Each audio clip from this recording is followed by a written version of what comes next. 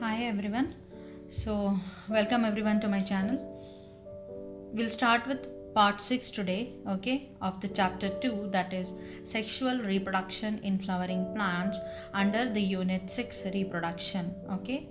So, let me tell you what I have done in the last part, that is part 5 in the last video class, okay. So, in the part 5, we have started with the pre-fertilization structure and events. Under that we have completed the pollination, okay, and we have dealt with the outbreeding devices, okay, and the next topic is pollen pistil interaction. So we have completed this much. Now in continuation with that part, so today we'll start with the part 6. So here in the part 6, what we'll be studying today is the pre-fertilization structure and events in the pollination, okay. Under the same topic and same subtopic, we'll be starting with the new topic today, that is artificial hybridization, okay. Up to this artificial hybridization, your pollination will end, okay, under the heading pre-fertilization structure and events, okay. And this is a next, after this there is a complete different topic called as double fertilization.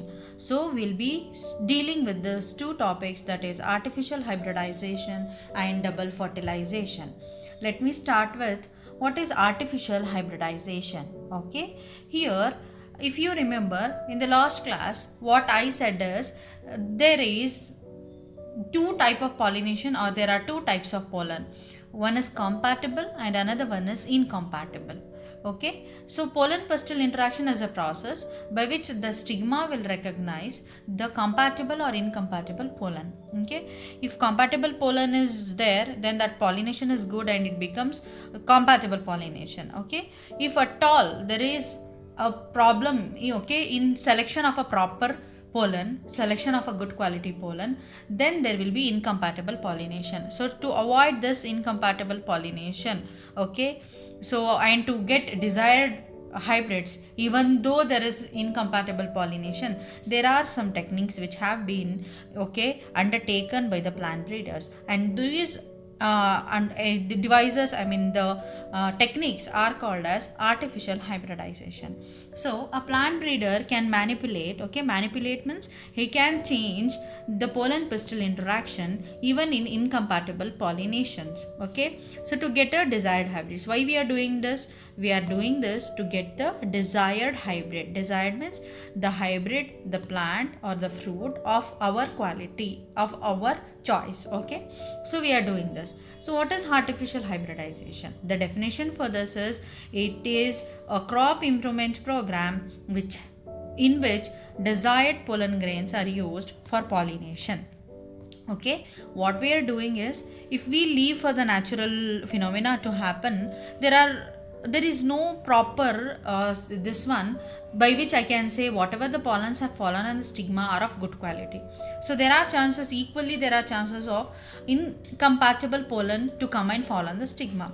So rather than leaving it for a natural thing to happen, what we are doing is we are selecting the proper one, good one, okay, and compatible pollens, and we are doing that the further process by using that pollens, okay. So here artificial hybridization is a crop improvement program. You are improving the quality of a crop here, okay, in which you are taking a desired pollen grains and you are using those pollen grains for the pollination, okay. This is achieved by the techniques like emasculation and bagging. You are taking two techniques here, and you are achieving the artificial hybridization, okay. We'll see what is emasculation and what is hybridization. Emasculation is the process of removal of the anthers, okay. Here what you are doing is you are removing the anther from the bisexual flower bud before the blooming of the flower. In the bud condition only, you are removing the anther from the bisexual flower of the female parent, okay, bisexual flower bud of the female parent before the anther dehisces. See this condition, what you are doing is you are removing the anthers, okay, in which you are doing is in the bisexual flower bud of the female parent, okay. Before, what you have to do? Before the anther dehisces. Let me tell you what is bisexual flower. In the last video, I have told you what are bisexual and what are unisexual flowers. Bisexual flowers are the flowers which have both androgyne and gynoecium in the same flower. Okay, that means both male reproductive part and female reproductive part are present in the same flower. Such flowers are called as bisexual flowers. Okay, so what you'll do is you'll select any one of the bisexual flower and make it a female parent. Okay, and what you'll do is in this female parent, when it is still in a bud condition before it's blooming, what you'll do is you'll remove the anther. Okay, here, because we are doing it, the crop breeders will do. Okay, plant breeders or crop breeders are doing this. They'll remove the anther. Okay, so before what? Before there is dehiscence of the anther. What is this anther dehiscence? It is the opening of the or rupturing of the anther lobes, opening of the anther lobes to release the pollen grains outside. Okay, inside the anther lobes you'll be having the pollens. Once this anther lobes are opened up, then the pollens are released. Okay, open for in the air for the pollination. Before this dehiscence happens, what you have to do is you have to select any one of the flower, bisexual flower, as a female parent, and before that flower will bloom in a bud condition, what you are doing is you are removing the anther from that. This particular process is called as emasculation. Okay, then what you'll do, the second technique to attain the artificial hybridization is bagging.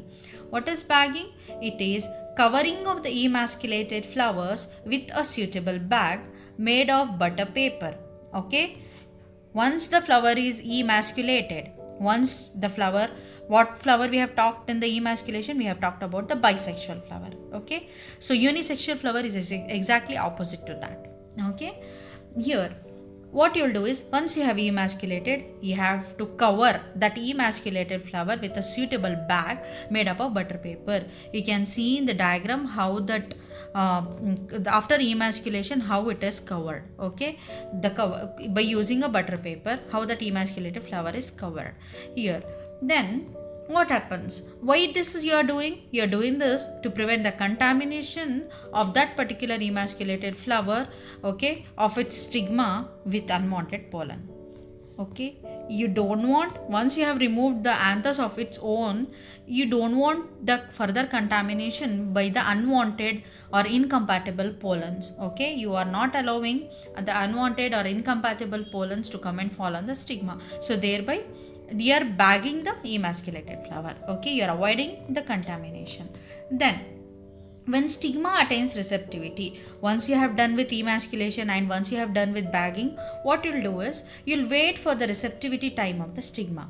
Once the stigma attains the receptivity, what is receptivity? When it is ready to accept the pollen, okay, growth, pollen tube growth on it. Okay, that is called as receptivity. So what happens is when the stigma attains receptivity, what you'll do is mature pollen grains collected from the anthers, okay, of male parent are dusted on the stigma.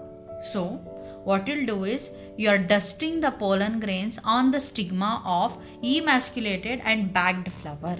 Okay, female parent, you have selected the female parent of the bisexual flower, okay, and you have emasculated it and then you have bagged it. Then what you'll do, after it attains the receptivity, stigma becomes receptive, what you'll do is you'll dust the pollen on it. What type of pollen?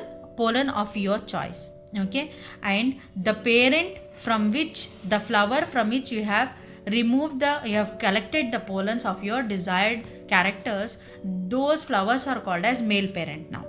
Okay, and the one from which you have emasculated, okay, which from which you have removed the anther, that is called as female parent, and the one from where you are collecting the pollens of your choice, that flower is called as male parent here.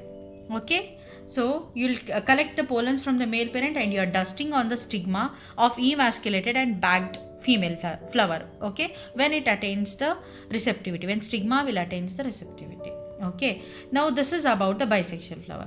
Now what you'll do in unisexual flower? What is unisexual flower? Here the flower, male flower is different and female flower is different. In the male flower you'll only see the androecium, and in the female flower you'll only see the gynoecium. Okay, androecium are male reproductive part, that is pollens, anthers and your anthers and pollens. Okay, Gynoecium is female reproductive part. It is also called as carpel or pistil. Okay, here male flower is different and female flower is different. So example for the bisexual flower is your maize. Okay, that is the best example, castor and maize. Example for unisexual flower is your papaya, okay, and cucumber.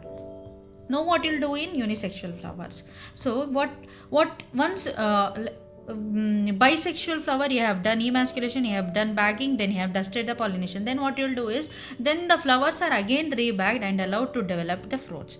Okay, after all this, what you'll do in the bisexual flower is, you'll again rebag it after dusting the pollen, and you are allowing it to develop into a fruit inside that properly covered, pure covered bag. Okay, then in the unisexual flowers, there is no need of emasculation. Okay, why means male is separate and female is separate. There is no chance of the pollens to come and fall on it very easily. Okay, so thereby emasculation is not needed. Removal of the anther is not needed here.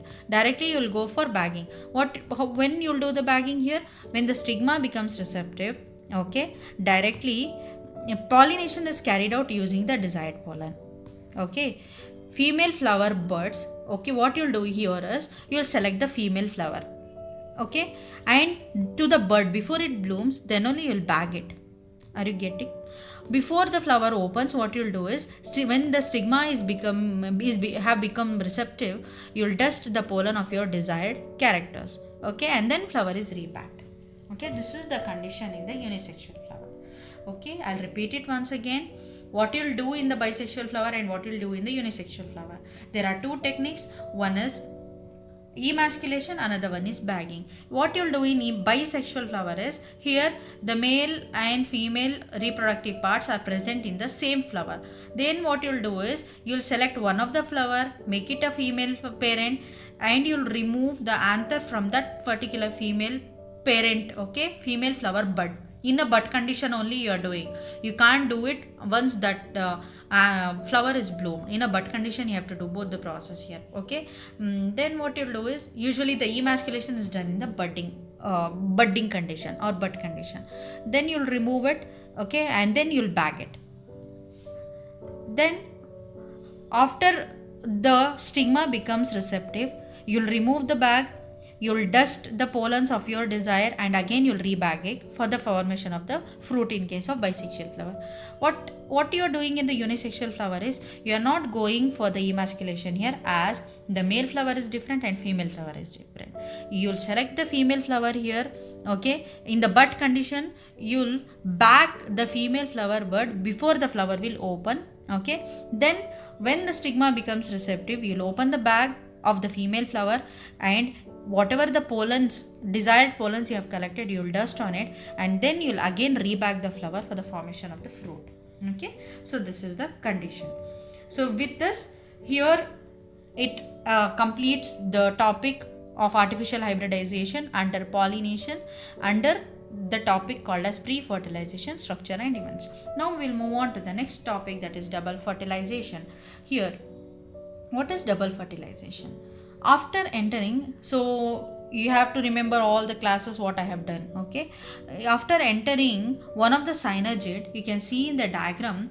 So this is the structure of the embryo sac. On the upper side you have micropylar region, on the lower side you have chelazal end. Okay, at the chelazal end, the three green color cells what you can see are antipodals, and at the micropylar region, the two pink color cells on the left and right side of the central egg, you can see these are called as synergids. The central one is called as egg here, and the whole central cell, okay, excluding this antipodals and synergids, is called as central cell.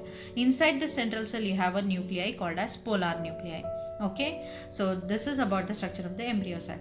So what happens is, when there is pollination, compatible pollination occurs, the pollens fall on the stigma, and thereby pollen tube growth is formed, and then the pollen tube will enter into the ovary region. Here it will enter after entering one of the synergid. There are two synergids in the micropylar region. The pollen tube will enter one of the synergid here. Among two, it will enter one of the synergid. Okay, and then and it releases the two male gametes into the cytoplasm of the synergid. Then what it will do is that pollen tube is already having two male gametes in it, and that is released in the cytoplasm of the synergid.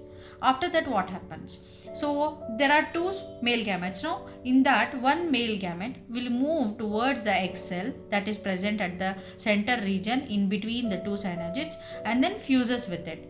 This process is called as syngamy. So egg will already be having one nuclei in it, okay, and there is fusion of another sperm nuclei with that of the egg nuclei, and there is fusion, and this fusion is called as syngamy.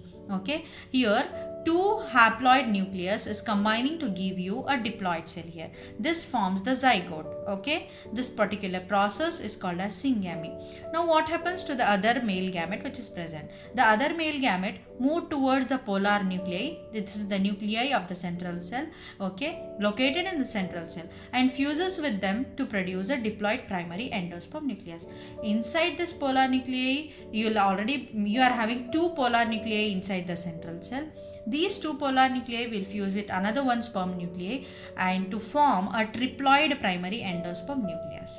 Okay, triploid condition is there here. So as it involves fusion of three haploid nuclei, this is called as triple fusion. Okay, there are two polar nuclei and there is fusion of another one sperm nuclei in it. So this leads to the fusion of three haploid nuclei and formation of a triploid nuclei. Okay, this is called as triple fusion here. So since two types of fusion, that is syngamy and triple fusion, is involved, this takes place in an embryo sac. This condition is called as double fertilization. Okay, two type of fertilization is happening here. One is syngamy, another one is triple fusion. Okay, what is syngamy? It is a fusion of the nuclei of egg cell with that of the nuclei of the male gamete. Okay, it leads to the formation of a zygote, that is a diploid cell. This particular process is called as syngamy. What is triple fusion? It is the fusion of one male gamete with that of two polar nuclei of the central cell. Okay, this leads to the formation of triploid primary endosperm nucleus. Okay, this condition is called as triploid fusion. So the double fertilization is a process which involves two types of fusion. One is syngamy, another one is triple fusion.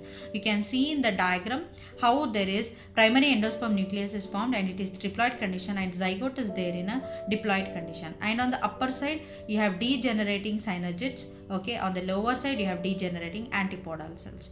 Okay, central thing is called as central cell here.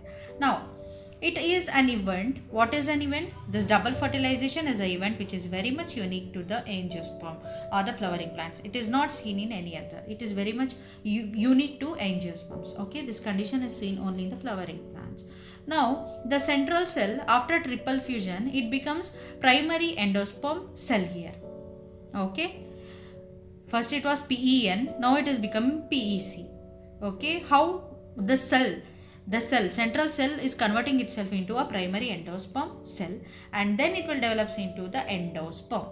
Okay, you know that about the endosperm. If you see the last videos, you will come to know it properly. So while the zygote will become an embryo here. Okay, on the upper end, whatever the zygote has formed, that zygote will undergo further cell division and it will undergo to form a embryo. And the central thing, the polar and primary endosperm nuclei will convert itself into a primary endosperm cell. Okay, and that will convert itself into an endosperm. So this is how the double fertilization happens and how it ends in the formation of the embryo and the endosperm. Okay, here in the last, this one I have shown you the whole picture, whatever the occurs during the formation of the during the fertilization. Here you can see this pollen grain have fallen on the stigma. This is style, and at the lower part is the ovary, and in the next stage you'll see the pollen tube growth. Okay, and how the pollen tube is reaching the ovary region, and how there are two sperms which are present in the pollen tube, and finally it enters inside the ovule. Okay, and here how the embryo sac structure is there, how the pollen tube is entering through the micropylar region into one of the synergid. Okay, and how there is formation of syngamy and triple fusion, and finally how there is double fertilization. Okay, so I'll let me tell you what and all we have studied today. So we have studied what is artificial hybridization and what are the two techniques, okay, which helps to achieve the artificial hybridization. One is emasculation and another one is bagging. Okay, then what is double fertilization and what is triple fusion. Okay, we have studied this much. So thank you everyone for listening.